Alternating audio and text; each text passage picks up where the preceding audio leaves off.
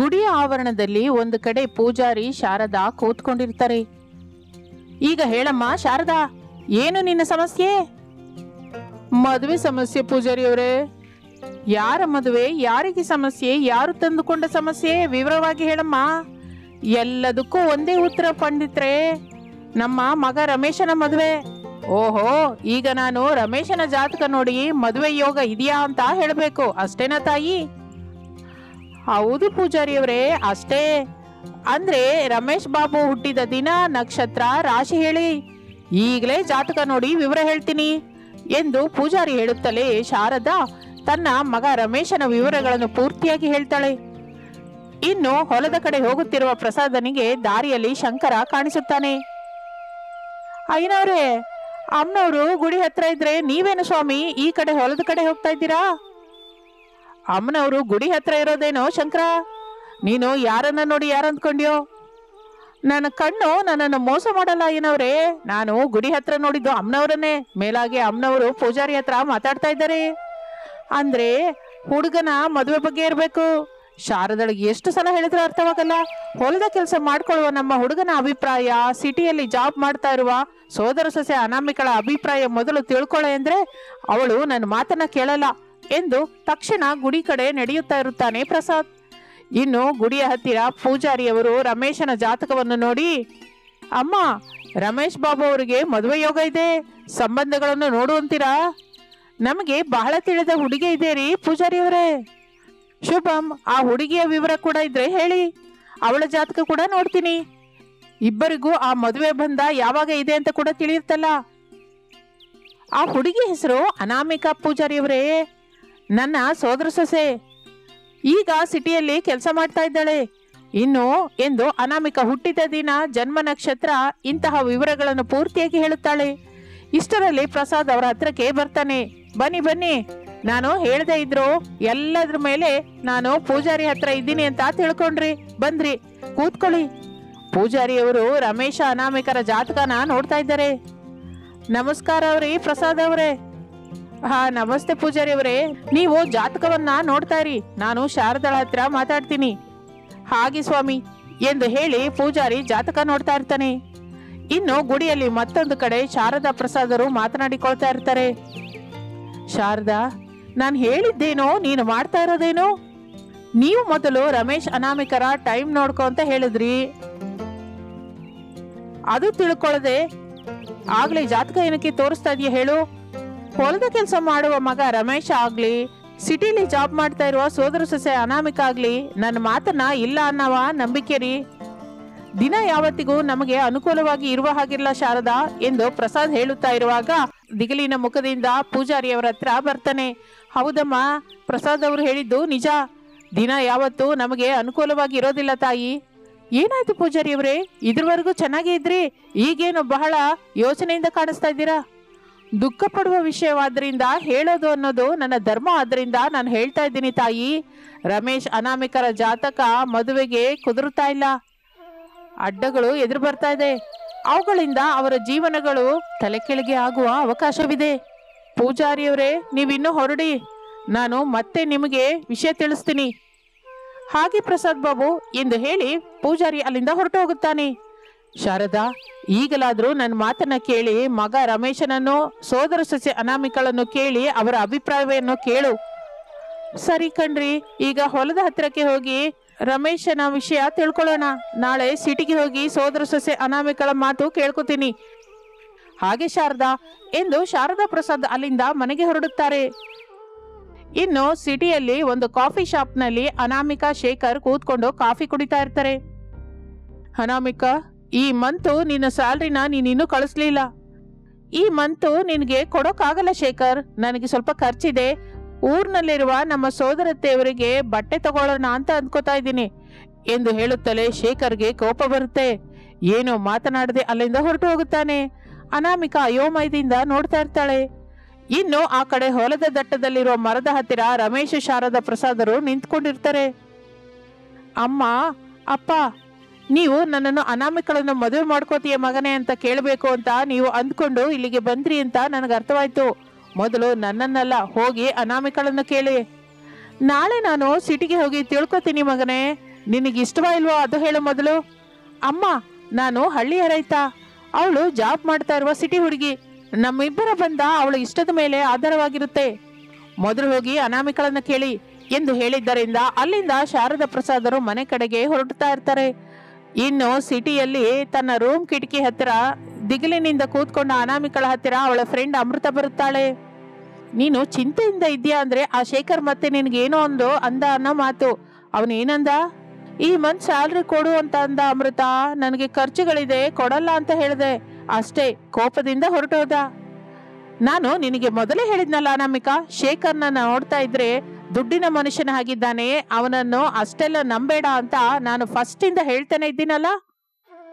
Time ಸಿಕ್ಕಿದೆ ಅಂತ ನೀನು ಶೇಖರ್ ಬಗ್ಗೆ ನೆಗೆಟಿವ್ ಆಗಿ ಹೇಳೋದು ನಿಲ್ಸು ಅಮೃತ. ಶೇಖರ್ ನನ್ನನ್ನ ಎಷ್ಟೋ ಪ್ರೇಮಿಸ್ತಾ ಇದ್ದಾನೆ ಎಂದು ಹೇಳಿ ಕಿಟಕಿ ಹತ್ತಿರದಿಂದ ಹೊರಟು ಹೋಗುತ್ತಾಳೆ. ಅಲ್ಲೇ ಇರುವ ಅಮೃತ ತನ್ನಲ್ಲಿ ತಾನು, ಪ್ರೇಮ ಕುರುಡು ಅಂತಂದ್ರೆ ಏನೋ ಅಂದ್ಕೊಂಡೆ, ಈಗ ಅನಾಮಿಕಳನ್ನ ನೋಡ್ತಾ ಇದ್ರೆ ಅದೇ ನಿಜ ಅಂತ ಅನ್ನಿಸ್ತಾ ಇದೆ ಎಂದು ಬೆಡ್ ಮೇಲೆ ಕೂತ್ಕೊಂಡು ಅನಾಮಿಕಳ ಹತ್ತಿರಕ್ಕೆ ಬರ್ತಾಳೆ. ಅವಳು ಕೂಡ ಬೆಡ್ ಮೇಲೆ ಕೂತ್ಕೋತಾಳೆ.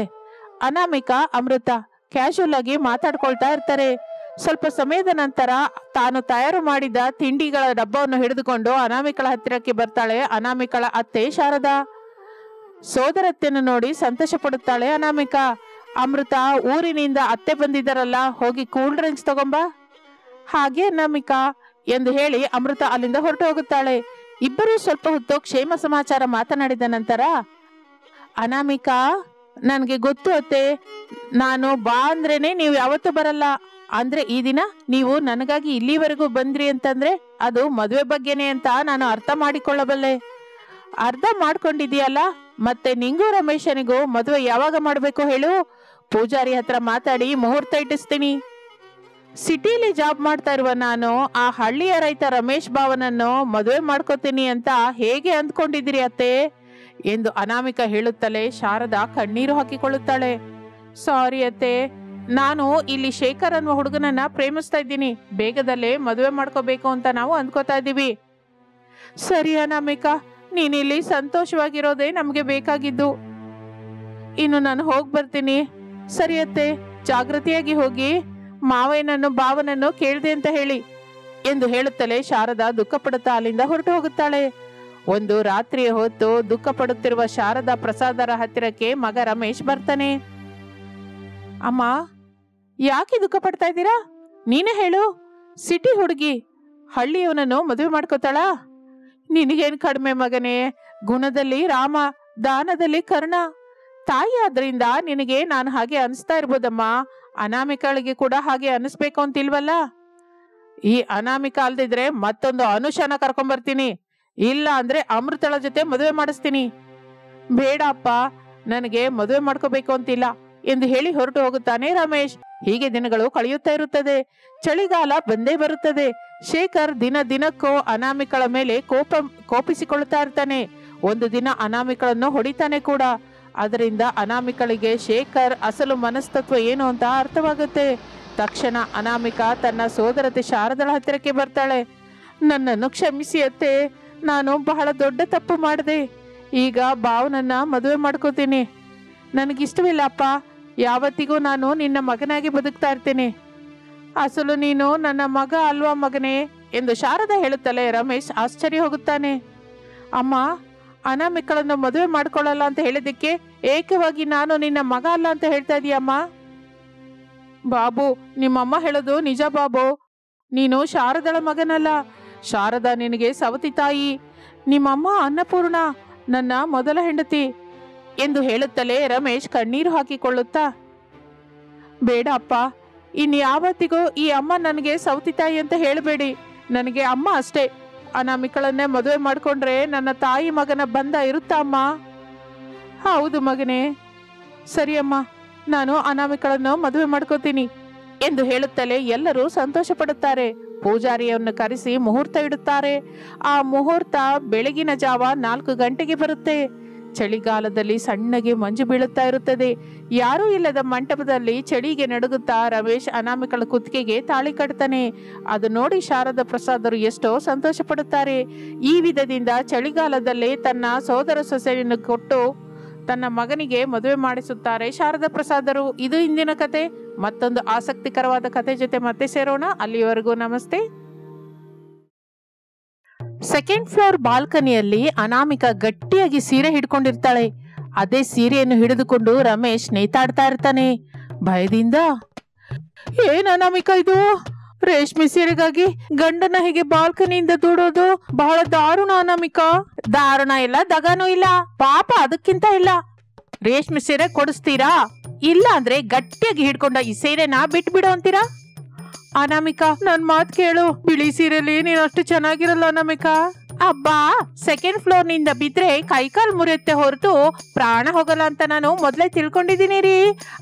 ಅದು ಅಲ್ಲದೆ ಕಾಲ್ ಮುರಿದ್ರು ಕೈ ಮುರಿದ್ರು ಅಂಟ್ಕೋತವೆ ಅಂತ ಮಾಮೂಲಿ ಮನುಷ್ಯನ್ ಮಾಡ್ತೀನಿ ಅಂತ ಒಬ್ಬ ಆರ್ಥೋಪೆಡಿಕ್ ಡಾಕ್ಟರ್ ಹತ್ರ ಮಾತು ಕೂಡ ತಗೊಂಡಿದ್ದೀನಿ. 25,000 ರೇಷ್ಮೆ ಸೀರೆಗಾಗಿ ನೀನ್ ಹೀಗೆ ಮಾಡ್ತೀಯ ಅಂತ ನಮ್ಮ ಅಮ್ಮಂಗೆ ಹೇಳ್ತೀನಿ. ಅತ್ತೆ ಮಾವಯ್ಯನ ಕೆಲಸ ನೋಡ್ತಾ ಇದ್ದಾಳೆ ಅಲ್ಲಿ. ಹೌದಾ? ಅಯ್ಯೋ, ಇಲ್ಲಿ ನನ್ನ ಪರಿಸ್ಥಿತಿ ಹೇಗಿದ್ರೆ ಅಲ್ಲಿ ಅಪ್ಪನ ಪರಿಸ್ಥಿತಿ ಹೇಗಿದೆಯೋ ಏನೋ ಎಂದು ತನ್ನ ತಂದೆ ಪ್ರಸಾದ್ನನ್ನು ನೆನೆಸಿಕೊಂಡು ಅಯ್ಯೋ ಅನ್ಕೋತಾನೆ ರಮೇಶ್. ಇನ್ನು ಕಿಚನ್ ನಲ್ಲಿ ಇರುವ ಶಾರದಾ ಕೋಪದಿಂದ ಒಂದೊಂದು ಪಾತ್ರೆನು ಹಾಲ್ನಲ್ಲಿ ಗಟ್ಟಿಯಾಗಿ ಬಿಸಾಕ್ತಾ ಇರ್ತಾಳೆ.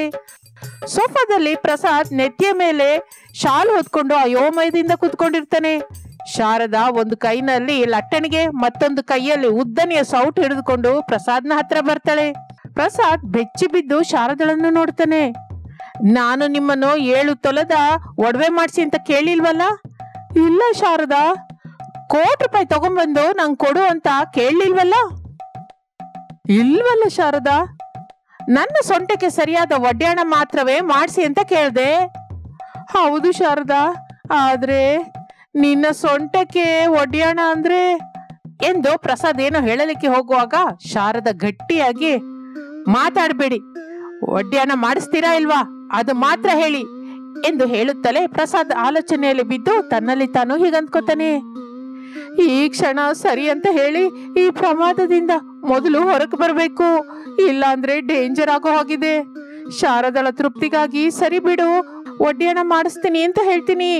ಆಮೇಲೆ ನಿಧಾನವಾಗಿ ಶಾರದಳನ್ನ ಮುದ್ದು ಮಾಡಿ ಈ ಒಡ್ಯಾಣದ ವಿಷಯನ ಮರ್ತು ಹೋಗೋ ಹಾಗೆ ಮಾಡ್ತೀನಿ ಎಂದು ಅಂದುಕೊಂಡು ಮೇಲಕ್ಕೆ ಗಟ್ಟಿಯಾಗಿ ಶಾರದಳಿಗೆ ಕೇಳುವ ಹಾಗೆ, ಹಾ ತಪ್ಪದೆ ನಿನಗೆ ಒಡ್ಯಾಣ ಮಾಡಿಸ್ತೀನಿ ಶಾರದಾ, ಆದ್ರೆ ಅದಕ್ಕೆ ತುಂಬಾ ದುಡ್ಡು ಬೇಕಲ್ವಾ? ಪ್ರಸ್ತುತ ನಮ್ಮ ಟ್ರಾವೆಲ್ ಬಸ್ ಅಷ್ಟಾಗಿ ನಡೀತಾ ಇಲ್ಲ, ಆ ವಿಷಯ ನಿಂಗೆ ಕೂಡ ಗೊತ್ತಲ್ಲ ಶಾರದಾ. ಅದಕ್ಕೆ ನನ್ನನ್ನೇನ್ ಮಾಡು ಅಂತ ಇದ್ದೀರಾ? ಏನೂ ಇಲ್ಲ, ನೀನು ದೊಡ್ಡ ಮನಸ್ಸು ಮಾಡ್ಕೊಂಡು ನಿನ್ನ ಒಡ್ಯಾಣ ಮಾಡುವ ಕನಸಿಗೆ ಸ್ವಲ್ಪ ಕಾಲ ನನಗೆ ಗಡುವು ಕೊಡು ಅಷ್ಟೇ ಎಂದು ಪ್ರಸಾದ್ ಸಾನುಕೂಲವಾಗಿ ಹೇಳಿದ್ದರಿಂದ ಶಾರದಾ ಆಲೋಚಿಸಲಿಕ್ಕೆ ಶುರು ಮಾಡುತ್ತಾಳೆ. ಇನ್ನು ಮಾರನೇ ದಿನ ರೋಡ್ ಮೇಲಿರುವ ಒಂದು ಟೀ ಅಂಗಡಿಯ ಹತ್ತಿರ ಸೂಟು ಬೂಟು ಹಾಕಿಕೊಂಡ ಪ್ರಸಾದ್, ಫೈಲ್ ಹಿಡಿದುಕೊಂಡ ರಮೇಶ್ ಇಬ್ಬರು ಟೀ ಕುಡಿತಾ ಇರ್ತಾರೆ. ಮಗು ರಮೇಶ್, ನಾನು ಹೇಳಿದ ವಿಷಯದ ಬಗ್ಗೆ ಏನಾದ್ರೂ ಆಲೋಚಿಸಿದ್ಯಾ? ಆಲೋಚಿಸಿದೆ ಅಪ್ಪ, ಆದ್ರೆ ನಮ್ಗೆ ಬಹಳ ನಷ್ಟ ಬರೋ ಹಾಗಿದೆ. ಈಗಲೇ ನಮ್ಮ ಟ್ರಾವೆಲ್ ಬಿಸ್ನೆಸ್ ಬಹಳ ಲಾಸ್ ಅಲ್ಲಿ ಇದೆಯಲ್ಲ ಮಗನೇ, ಇನ್ನೂ ಲಾಸ್ ಅಂದ್ರೆ ಕಷ್ಟ ಅಲ್ವಾ? ಆಲೋಚಿಸಿ ಒಳ್ಳೆ ಐಡಿಯಾ ಹೇಳಬೇಕು. ಅದಕ್ಕೆ ಡ್ಯಾಡಿ ಧೈರ್ಯ ಮಾಡಿ ನನಗೆ ಬಂದ ಆಲೋಚನೆ ಬಗ್ಗೆ ನಿಮಗೆ ಹೇಳಲಾರ್ದೆ ಹೋದೆ. ಸರಿ ಕಣು ಮಗನೇ, ಮಿಕ್ಕ ವಿಷಯನ ನಾವು ಕಾರಲ್ಲಿ ಹೋಗ್ತಾ ಮಾತಾಡೋಣ ಬಾ ಎಂದು ಹೇಳಿ ಟೀ ದುಡ್ಡು ಕೊಟ್ಟನು ಪ್ರಸಾದ್. ಇಬ್ಬರು ಸೇರಿ ಆ ಟೀ ಅಂಗಡಿ ಮುಂದಿರುವ ಕಾರಲ್ಲಿ ಕೂತ್ಕೋತಾರೆ. ರಮೇಶ್ ಕಾರನ್ನು ಮುಂದಕ್ಕೆ ನಡೆಸ್ತಾ ಇರ್ತಾನೆ. ಈಗ ಹೇಳು ಮಗನೇ, ನಿನಗೆ ಬಂದ ಐಡಿಯಾ ಏನು? ಏನಿಲ್ಲ ಡ್ಯಾಡಿ, ಫ್ರೀ ಬಸ್ ಐಡಿಯಾ. ಸ್ವಲ್ಪ ಕಾಲದ ಹೊತ್ತು ನಾವು ನಮ್ಮ ಟ್ರಾವೆಲ್ ಬಸ್ಸನ್ನು ಫ್ರೀಯಾಗಿ ಸುತ್ತಿಸೋಣ. ಎಲ್ಲರೂ ಫ್ರೀಯಾಗಿ ತಿರುಗಲಿಕ್ಕೆ ಅಭ್ಯಾಸ ಪಡ್ತಾರೆ. ಸೀಟ್ಗಾಗಿ ನಾನು ನೀನು ಅಂತ ಹೊಡ್ಕೋತಾರೆ, ರಶ್ ಹೆಚ್ಚಾಗುತ್ತೆ. ಅದು ಸರಿ, ಮತ್ತೆ ಇದರಿಂದ ನಮಗೆ ಬಂದ ಲಾಭ ಏನು ಮಗನೇ? ಸ್ವಲ್ಪ ಇರಿ ಡ್ಯಾಡಿ, ಅಲ್ಲಿಗೆ ಬರ್ತಾ ಇದ್ದೀನಿ. ಸ್ವಲ್ಪ ದಿನ ನಾವು ಹೀಗೆ ಉಚಿತವಾಗಿ ಬಸ್ ನಡೆಸಿದ ನಂತರ ಸ್ವಲ್ಪ ಜನದ ಸೂಚನೆ ಮೇರೆಗೆ ಈ ಉಚಿತ ಬಸ್ ಸರ್ವನ್ನು ನಿಲ್ಲಿಸ್ತಾ ಇದ್ದೀವಿ. ನಮ್ಮಲ್ಲಿ ನಾವು ಹೊಡ್ಕೊಳ್ಳೋದು ಜಗಳ ಮಾಡೋದು ಸರಿಯಲ್ಲ, ಇದು ಸರಿಯಾಗಿ ಅನ್ನಿಸ್ತಾ ಇಲ್ಲ, ಅದಕ್ಕೆ ಸ್ವಲ್ಪ ಕಡಿಮೆ ರೇಟ್ ಇಡ್ತಾ ಇದ್ದೀವಿ. ಇದು ಪ್ಯಾಸೆಂಜರ್ ಎಲ್ಲರೂ ಗಮನಿಸಬೇಕು ಅಂತ ತಿಳಿಸ್ತಾ ಇದ್ದೀವಿ ಅಂತ ಒಂದು ದಿನ ಹೇಳೋಣ. ಹಾ, ಈಗ ನನಗೆ ಅರ್ಥವಾಯ್ತು ಮಗನೇ. ಮೊದಲು ಫ್ರೀ ಅಂತ ಹೇಳಿ ಪ್ರಯಾಣಿಕರನ್ನ ನಮ್ಮ ಬಸ್ಸಿಗೆ ಅಭ್ಯಾಸ ಮಾಡಿಸಿ ಆಮೇಲೆ ನಮಗೆ ಅನುಕೂಲವಾಗಿರುವ ಹಾಗೆ ಬದಲಾಯಿಸಬೇಕು, ಅಷ್ಟೇ ಅಲ್ವಾ? ಹೌದು ಡ್ಯಾಡಿ, ಸೂಪರ್ ಆಗಿ ಹೇಳಿದ್ರಿ. ನಿನ್ನ ಐಡಿಯಾ ಸಿಂಪ್ಲಿ ಸೂಪರ್ ಆಗಿದೆ ಮಗನೇ, ಹಾಗೆ ಮಾಡೋಣ ಎಂದು ಪ್ರಸಾದ್ ಮೆಚ್ಚಿಕೊಳ್ಳುತ್ತಲೇ ರಮೇಶ್ ಎಷ್ಟೋ ಸಂತೋಷ ಪಡುತ್ತಾ ಕಾರನ್ನು ಮುಂದಕ್ಕೆ ನಡೆಸ್ತಾ ಇರ್ತಾನೆ. ಹೀಗೆ ದಿನಗಳು ಕಳೆಯುತ್ತಾ ಇರುತ್ತದೆ. ರಮೇಶ್ ಕೊಟ್ಟ ಫ್ರೀ ಬಸ್ ಐಡಿಯಾ ಬಹಳ ವರ್ಕೌಟ್ ಆಗುತ್ತೆ ಕೂಡ. ಬಹಳ ಜನ ತಮ್ಮ ಟ್ರಾವೆಲ್ ಬಸ್ ಅನ್ನು ಹತ್ತುತ್ತಾ ಇದ್ದಿದ್ದಕ್ಕೆ ಪ್ರಸಾದ್ ರಮೇಶರ್ಗೆ ಬಹಳ ಸಂಭ್ರಮವಾಗುತ್ತೆ. ಒಂದು ದಿನ ಅತ್ತೆ ಸೊಸೆಯರು ಶಾರದಾ ಅನಾಮಿಕಾ ಇಬ್ಬರು ಸೇರಿ ತಮ್ಮ ಲಗೇಜ್ ಬ್ಯಾಗ್ಗಳನ್ನು ಹಿಡಿದುಕೊಂಡು ಬಾಗಿಲ ಹತ್ತಿರಕ್ಕೆ ಬರ್ತಾರೆ. ಬಾಗಿಲ ಹತ್ತಿರ ಅಡ್ಡವಾಗಿ ನಿಂತ ಪ್ರಸಾದನ ಕಡೆ ನೋಡ್ತಾರೆ. ಆಗ ಪ್ರಸಾದ್, ನಮ್ಮ ಟ್ರಾವೆಲ್ ಸರ್ವಿಸ್ನಲ್ಲಿ ಉಚಿತ ಬಸ್ ಇದೆ ಅಂತ ನೀವು ಅತ್ತೆ ಸೊಸೆಯರಿಬ್ಬರು ಚಿಕ್ಕ ಚಿಕ್ಕ ಮಾತಿಗೆ ಮನೆಯಿಂದ ಹೊರಟು ಹೋಗ್ಬೇಕು ಅಂತ ಇಂತಹ ಕೆಲಸಕ್ಕೆ ಬರದ ಆಲೋಚನೆ ಮಾಡ್ತೀರಾ ಅಂತಲೇ ಇಲ್ಲೋಡು, ನಾನಿಲ್ಲಿ ನಿಮಗಾಗಿ ಬಾಗಿಲ ಹತ್ರ ಕಾವಲಾಗಿದ್ದೀನಿ. ಮನೆ ಮುಂದೆ ನೀವು ಕಾವಲಾಗಿದ್ರೆ ನಾವು ಹೋಗೋಕ್ಕಾಗಲ್ಲ ಅಂದ್ಕೊಂಡಿದ್ದೀರಾ? ಹೌದು, ಆದರೆ ಹೋಗ್ತೀವಿ ಅಂದ್ರು ಹೇಗೆ ಹೋಗ್ತೀರಾ ಹೋಗಿ ನೋಡ್ತೀನಿ, ನೀವು ನೋಡ್ತಾ ಇರಿ ನಾವು ಹೇಗೆ ಹೊರಗೆ ಹೋಗ್ತೀವೋ ಎಂದು ಅತ್ತೆ ಸೊಸೆಯರು ಶಾರದಾ ಅನಾಮಿಕರು ತಮ್ಮ ಲಗೇಜ್ ಬ್ಯಾಗ್ಗಳನ್ನು ಹಿಡಿದುಕೊಂಡು ಮನೆಯ ಹಿಂದಿಗಿರುವ ಬಾಗಿಲಿಗೆ ಬರುತ್ತಾರೆ. ಆ ಬಾಗಿಲ ಹತ್ತಿರ ಅಡ್ಡವಾಗಿ ರಮೇಶ್ ಕಾಣಿಸುತ್ತಾನೆ. ಮಮ್ಮಿ, ಇಲ್ಲಿಂದ ಕೂಡ ನೀವು ಎಲ್ಲಿಗೂ ಹೋಗೋಕ್ಕಾಗಲ್ಲ. ಓಹೋ, ತಂದೆ ಮಗ ಮೊದಲೇ ಅಂದ್ಕೊಂಡು ಒಬ್ಬೊಬ್ಬರು ಒಂದೊಂದು ಬಾಗಿಲ ಮುಂದೆ ಕಾವಲಾಗಿದ್ದೀರಾ ಅನ್ನೋ ಮಾತು ಎಂದು ಹೇಳುತ್ತಿರುವಾಗ ಪ್ರಸಾದ್ ಅವರ ಹತ್ರಕ್ಕೆ ಬರ್ತಾನೆ. ಹೌದು ಮಮ್ಮಿ, ಬಾಗಿಲು ಹಾಕಿದ್ರು, ಬೀಗ ಹಾಕಿದ್ರು, ಅವುಗಳನ್ನ ಹೊಡೆದುಕೊಂಡು ಹೊರಟು ಹೋಗ್ತೀರಾ ಅಂತ ನಾನು ಡ್ಯಾಡಿ ಬಹಳ ಆಲೋಚಿಸಿ ಇಲ್ಲೋಡು, ನಾನು ಒಂದು ಬಾಗಿಲ ಹತ್ರ, ಅಪ್ಪ ಒಂದು ಬಾಗಿಲ ಹತ್ರ, ಹೀಗೆ ನಿಮ್ಮನ್ನ ಅಡ್ಡಪಡಿಸಿದೀವಿ. ನೋಡು ಶಾರದಾ, ಇದೇನು ಚೆನ್ನಾಗಿಲ್ಲ. ನೀವು ಹೇಳಿದ ಚಿಕನ್ ತಗೊಂಡ್ಬಂದಿಲ್ಲ ಅಂತ, ಮಟನ್ ತಗೊಂಡ್ಬರ್ದೇ ಇದ್ರು, ಕಡೆಗೆ ಲಿಪ್ಸ್ಟಿಕ್ ಮರ್ತು ಹೋದ್ರು ಸಾಕು, ಫ್ರೀ ಬಸ್ ಹೇಗೂ ಇದೆ ಅಂತ ಮನೆಯಿಂದ ಓಡಿ ಹೋಗ್ತಾ ಇದ್ದೀರಾ. ಇದೇನು ಒಳ್ಳೇದಲ್ಲ. ಹೌದು ಮಮ್ಮಿ, ನಾನು ಡ್ಯಾಡಿ ಬಹಳ ಆಲೋಚಿಸಿದೀವಿ. ನಮ್ಮ ಟ್ರಾವೆಲ್ ಬಿಸ್ನೆಸ್ ಸಕ್ಸಸ್ಫುಲ್ ಆಗಿ ಆಗೋದಕ್ಕೆ ಈ ಉಚಿತ ಬಸ್ ಐಡಿಯಾನ ಮಾಡಿದ್ವಿ. ಆದ್ರೆ ನೀವು ಅತ್ತೆ ಸೊಸೆಯರು ಹೀಗೆ ಚಿಕ್ಕ ಪುಟ್ಟ ಮಾತಿಗೆ ಮನೆಯಿಂದ ಹೊರಟೋಗಿ ಈ ತರದಿಂದ ಉಪಯೋಗಿಸ್ಕೋತೀರಿ ಅಂತ ಅಂದ್ಕೊಂಡಿರ್ಲಿಲ್ಲ. ನಮ್ಮನ್ನ ಬೆದರಿಸ್ತಾ ಇದ್ದೀರಾ. ನಾವು ಹೇಳಿದ ಹಾಗೆ ಮಾಡಿದ್ರೆ ನಿಮಗೆ ನಮ್ಮಿಂದ ಯಾವ ತರದ ಬೆದರಿಕೆನೂ ಇರೋದಿಲ್ಲ. ಹೌದು ರೀ, ನಾನ್ ಹೇಳಿದ್ದು ಮಾಡ್ಕೊಂಡು ಹೋಗಿ ಎಂದು ಹೇಳುತ್ತಲೇ ಪ್ರಸಾದ್ ರಮೇಶರು ಅದಕ್ಕೆ ಏನು ಮಾಡಲಾರದೆ ತಲೆದೂಗುತ್ತಾರೆ. ಅದರಿಂದ ಅತ್ತೆ ಸೊಸೆಯರಿಬ್ಬರು ತಮ್ಮ ಪ್ರಯಾಣವನ್ನು ಮುಂದೂಡುತ್ತಾರೆ. ಇನ್ನು ಪ್ರಸಾದ್ ರಮೇಶ್ ಸಂತೋಷಪಟ್ಟು ತಮ್ಮ ಟ್ರಾವೆಲ್ ಆಫೀಸ್ಗೆ ಹೊರಟು ಹೋಗುತ್ತಾರೆ. ಇನ್ನು ಇದೇ ಒಳ್ಳೆ ಸಮಯ ಅಂದುಕೊಂಡು ಅತ್ತೆ ಸೊಸೆಯರು ತಮಾಷೆಯಾಗಿ ಹಾಗೆ ತಮ್ಮ ಟ್ರಾವೆಲ್ ಫ್ರೀ ಬಸ್ ಅಲ್ಲಿ ಹೋಗೋಣ ಅಂತ ಬಸ್ ಹತ್ರ ಹೋಗ್ತಾರೆ. ಶಾರದಾ ಅನಾಮಿಕಾ ಇಬ್ಬರು ಸೇರಿ ಒಂದು ಬಸ್ ಹತ್ತುತ್ತಾರೆ. ಒಂದು ಸೀಟಲ್ಲಿ ಕೂತ್ಕೋತಾರೆ. ಅವರ ಹತ್ತಿರ ಗಯ್ಯಾಳಿ ಕನಕಮ್ಮ ಕೂಡ ಬಸ್ ಹತ್ತುತ್ತಾಳೆ. ಈ ಅಮ್ಮೋ, ಈ ಸೀಟಲ್ಲಿ ನಾನು ಮೂಗೂರ್ಸ್ಕೊಂಡ ಬಟ್ಟೆ ಇಟ್ಟಿದ್ದೆ, ಚೆನ್ನಾಗಿ ಬಂದು ಕೂತ್ಕೊಂಡ್ಬಿಟ್ಟಿದ್ದೀರಾ? ಹೇಳಿ ನಾನ್ ಕೂತ್ಕೋಬೇಕು. ಈ ಸೀಟಲ್ಲಿ ಎಂತಹ ಬಟ್ಟೆನೂ ಇಲ್ಲಮ್ಮ, ಹೋಗು, ನಾವೇನು ಹೇಳೋದಿಲ್ಲ. ಮೊದಲೇ ನಾನು ಒಳ್ಳೆಯವಳಲ್ಲ, ಗಯ್ಯಾಳಿ ಕನಕಮ್ಮ ಅಂತ ಹೆಸರು ಕೂಡ ಇದೆ. ನಾನು ಚೆನ್ನಾಗಿ ಕೇಳ್ದಾಗೆ ಸೀಟ್ ಕೊಟ್ಟು ಎದ್ದೇಳು, ಇಲ್ಲ ಅಂದ್ರೇನಾ ಕಡಿಮೆನೇ ಆಗಲ್ಲ. ನಾನು ಕೂಡ ಅದೇ ಹೇಳ್ತಾ ಇದ್ದೀನಿ, ನಾವು ಕೂಡ ತಗ್ಗಲ್ಲ. ಕುಳ್ಳಿ, ಸುಮ್ನಿದ್ರೆ ಬಹಳ ಹೆಚ್ಚುತ್ತಾ ಇದೆಯಲ್ಲೇ, ಈ ಸೀಟು ನಂದು, ಹೋಗಿಲ್ಲಿಂದ ಎಂದು ಕೋಪದಿಂದ ಕನಕಮ್ಮ ಶಾರದಳ ಜುಟ್ಟು ಹಿಡಿದುಕೊಳ್ಳುತ್ತಾಳೆ. ಶಾರದಳಿಗೆ ವಿಪರೀತವಾದ ಕೋಪ ಬರುತ್ತೆ. ಆವೇಶದಿಂದ ಎದ್ದು, ನನ್ನನ್ನೇ ಕುಳ್ಳಿ ಅಂತೀಯಾ? ಮೇಲಾಗಿ ನನ್ನ ಜುಟ್ಟು ಕೂಡ ಹಿಡ್ಕೋತೀಯಾ ನಿನ್ನ ಎಂದು ಶಾರದಾ ಕೂಡ ಕನಕಮ್ಮನ ಜುಟ್ಟು ಹಿಡ್ಕೋತಾಳೆ. ಇಬ್ಬರು ಆ ಸೀಟು ನಂದು ಅಂತ ಜುಟ್ಟು ಹಿಡ್ಕೊಂಡು ಜಗಳವಾಡ್ತಾ ಇರ್ತಾರೆ. ಅತ್ತೆ, ಸ್ವಲ್ಪನೂ ಕಡಿಮೆ ಮಾಡಬೇಡಿ, ನಿಮ್ ಹಿಂದೆ ನಾನಿದ್ದೀನಿ. ನಿಮ್ಗೇನಾದ್ರೂ ಆದ್ರೆ ನಾನು ಸುಮ್ನಿರ್ತೀನ ಹೇಳಿ? ತಕ್ಷಣ ಆಂಬ್ಯುಲೆನ್ಸ್ಗೆ ಫೋನ್ ಮಾಡಿ ಕರ್ಸಲ್ವಾ? ನಿಮ್ಮನ್ನ ಹಾಸ್ಪಿಟಲ್ಗೆ ಕರ್ಕೊಂಡು ಹೋಗಿ ನಾನು ಸರಿ ಮಾಡಿಸ್ಕೋತೀನಿ ಅತ್ತೆ ಏನಂತ ಹೊಡೆದುಕೊಳ್ಳುತ್ತಿರುವವರ ಕಡೆಗೆ ನೋಡ್ತಾ ಇರ್ತಾಳೆ ಅನಾಮಿಕಾ. ಅಷ್ಟೇ ಹೊರತು ಅವರನ್ನು ನಿಲ್ಲಿಸುವ ಪ್ರಯತ್ನ ಮಾತ್ರ ಮಾಡಲ್ಲ. ಕನಕಮ್ಮ ಶಾರದಾ ಇಬ್ಬರು ಜುಟ್ಟು ಹಿಡ್ಕೊಂಡು ಹೊಡೆದಾಡ್ಕೋತಾನೆ ಇರ್ತಾರೆ. ಎಷ್ಟು ಪೊಗರೆ ನಿಂಗೆ, ಇದುವರೆಗೂ ನನ್ ಗಂಡನೇ ನನ್ ಜುಟ್ಟು ಹಿಡ್ಕೊಂಡಿಲ್ಲ.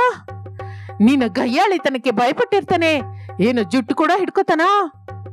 ನನ್ನನ್ನ ಹಿಡ್ಕೊಂಡು ಅಂತ ಮಾತಂತೀಯಾ ನಿನ್ನನ್ನು ಎಂದು ಕನಕಮ್ಮ ಶಾರದಳ ಜುಟ್ಟು ಬಿಟ್ಟು ಕೈಯಿನ ಅಚ್ಚು ಬೀಳುವ ಹಾಗೆ ಹೊಡಿತಾ ಇರ್ತಾಳೆ. ಅನಾಮಿಕಾ ಮಾತ್ರ ಅಡ್ಡಕ್ಕೆ ಬರಲ್ಲ. ಕನಕಮ್ಮ ಹೊಡೆಯೋದು ನೋಡಿ ಆ ಬಸ್ಸಿಂದ ಇಳಿದು ಓಡಿ ಹೋಗುತ್ತಾಳೆ.